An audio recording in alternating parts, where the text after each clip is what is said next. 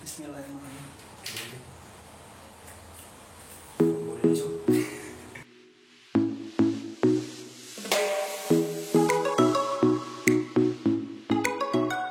Halo semuanya, selamat datang di channel ini dan pada video kali ini kita akan kembali lagi di konten rakit PC. Pada konten rakitan kali ini saya kembali lagi akan mengandalkan AMD Ryzen seri G atau AMD APU karena harga VGA yang bukannya semakin menurun justru malah semakin melambung. Meskipun harga prosesor AMD seri G sekarang sudah mulai ikut melambung, setidaknya masih bisa dijadikan pertimbangan apabila kalian sudah sangat kebelet untuk merakit PC pada tahun ini. Jadi, PC pada video rakitan kali ini merupakan PC kepunyaan teman saya, yang mana komponen-komponennya sudah dicicil sedari bulan Juni hingga bulan September kemarin, dan baru sempat dirakit pada bulan November tahun ini. Maka jangan kaget kalau harga saat saya membeli komponen-komponen di video ini sedikit berbeda atau lebih murah dengan harga pasar saat ini. Walaupun memang harga pasar selalu berubah, setidaknya tidak terlalu signifikan untuk beberapa komponen yang saya pakai pada video kali ini. PC ini sedianya akan dijadikan teman saya sebagai backup laptop yang dipakai untuk mengerjakan skripsi sekaligus sebagai sarana bermain game kasual dan sedikit belajar editing video. Oke, tak usah berlama-lama, langsung saja kita bahas komponen apa saja yang akan kita gunakan pada video kali ini.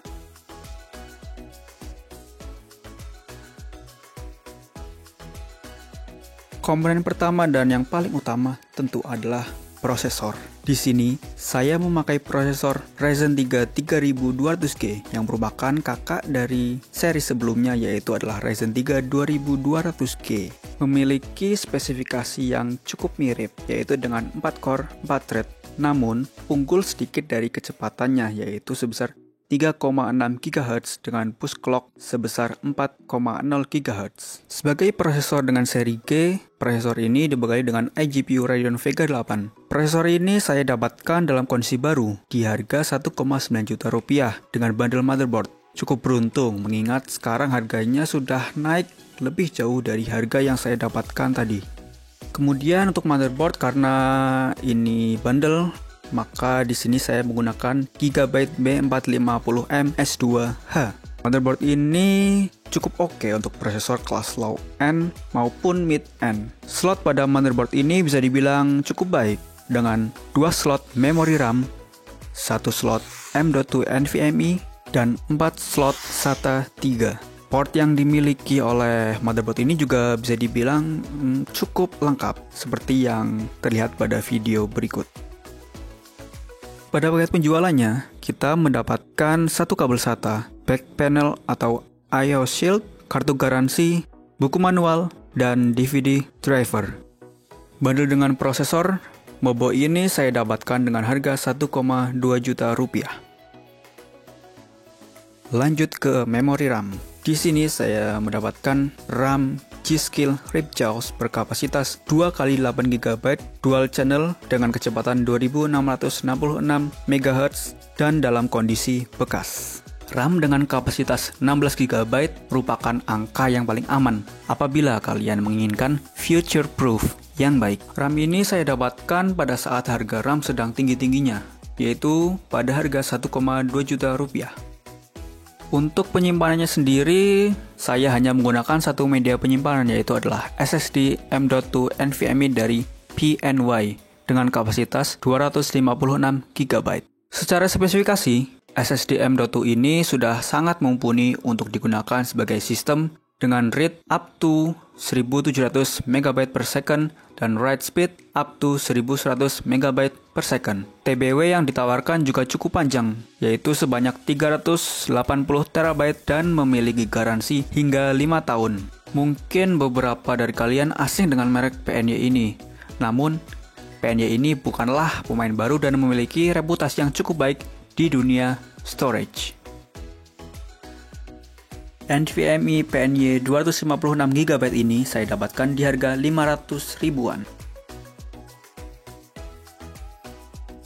Untuk menyuplai daya, di sini kita memberikan PSU Deepcool DN500 dengan daya 500 Watt dan bersertifikasi 80 plus White. PSU ini sudah lebih dari cukup untuk mengatasi kerja yang akan dibebankan pada sistem ini nantinya. Sebagai PSU budget, Deepcool DN500 memiliki konektivitas yang cukup lengkap yang bisa kalian lihat pada video ini. Harga dari Deepcool DN500 ini berkisar di angka 515 ribuan. Cukup murah bukan? Untuk casingnya sendiri, saya memakai sebuah casing yang cukup stylish dari Gamex, yaitu Gamex Mini Aero dengan form factor M-ATX. Desain serta airflow-nya bisa dibilang cukup mantap dengan full mesh di bagian depan dan side panel yang bisa kalian buka tutup seperti kulkas.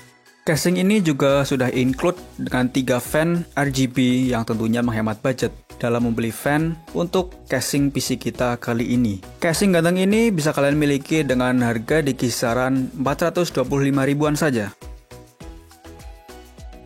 Berikut adalah rangkuman dari komponen yang kita pakai pada video kali ini.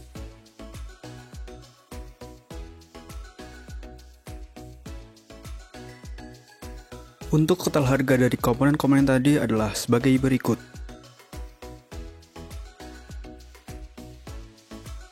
Berikut juga saya lampirkan total harga dari komponen-komponen tersebut apabila kalian ingin membelinya pada saat sekarang.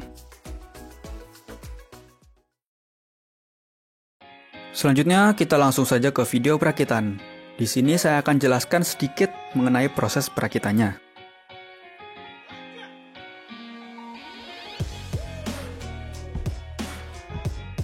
Pertama, kita pasang prosesornya.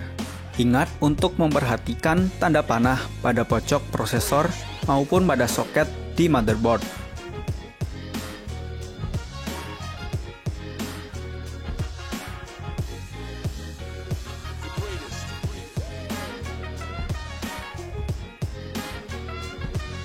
Karena kita menggunakan fan atau CPU cooler bawaan, kita harus melepas dahulu bracket bawaannya. Setelah itu, baru pasang CPU cooler dan kencangkan secara diagonal. Kemudian, kita pasang kabel fan pada bagian CPU_fan. Setelah itu, kita pasang RAM. Jangan lupa dibuka dulu penguncinya pada motherboard dan pasang hingga berbunyi klik.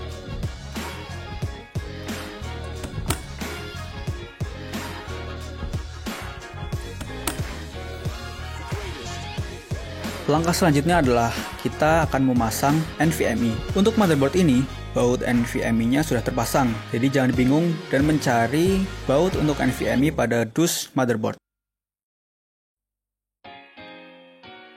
Kemudian saatnya kita ambil casing kita dan copot side panel, kemudian kita pasang back panel atau I/O shield motherboard pada casing tersebut.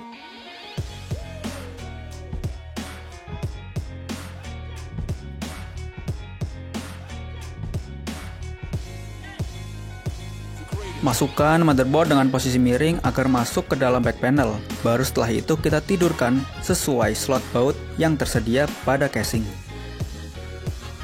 Kemudian kita pasang baut menggunakan baut yang tersedia pada paket penjualan casingnya.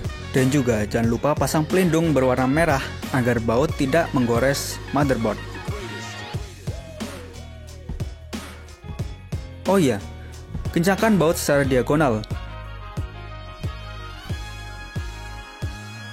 Dan jangan lupa pastikan sekali lagi bahwa semua baut sudah terpasang dengan kencang.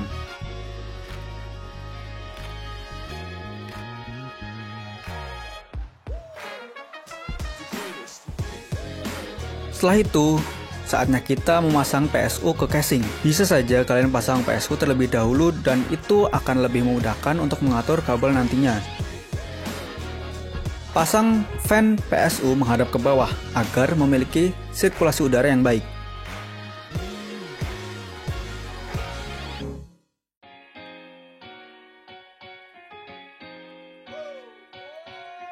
Sekali lagi, pasang baut secara diagonal.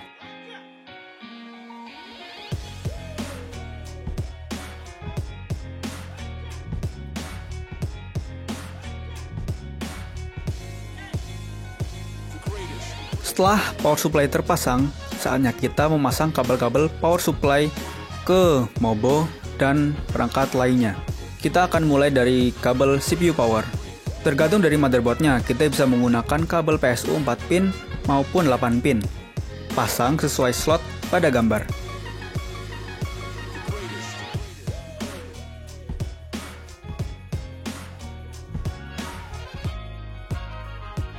Kemudian dilanjutkan dengan memasang kabel 24 pin sesuai pada gambar.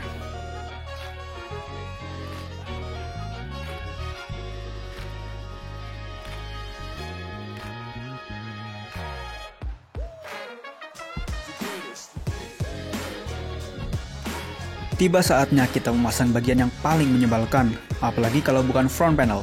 Untuk memasang ini kita harus membaca buku manual motherboard agar tidak salah colok. Bisa juga dengan melihat tulisan pada motherboard, seperti pada Mobo 1 ini yang semuanya sudah tertulis pada motherboard.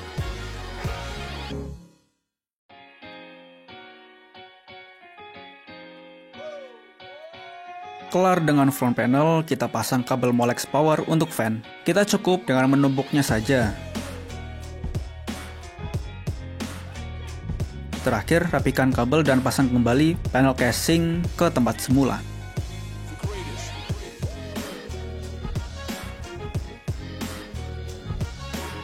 Dikarenakan terbatasnya waktu, saya tidak sempat melakukan tes pada PC ini karena saat selesai merakit, waktu menunjukkan pukul 1 malam. Untuk detailnya, PC ini dirakit mulai dari jam 10 malam hingga setengah 2 pagi. Itu sudah termasuk dengan instalasi Windows dan berbagai macam aplikasi-aplikasi lainnya. Untuk tes benchmark atau gamenya sendiri, di luar sana sudah banyak yang melakukan review atau tes benchmark dari prosesor ini. Kalian bisa mencarinya di YouTube. Atau kalian bisa mengecek video rakit PC saya sebelumnya dengan prosesor Ryzen 3 2200G, yang mana skornya beda tipis sekitar 5-10% dari prosesor ini. Oke, terima kasih sudah menonton video ini. Like jika kalian suka video ini, subscribe jika kalian belum subscribe, dan share video ini ke teman-teman kalian jika kalian merasa video ini bermanfaat. See you next time. Bye.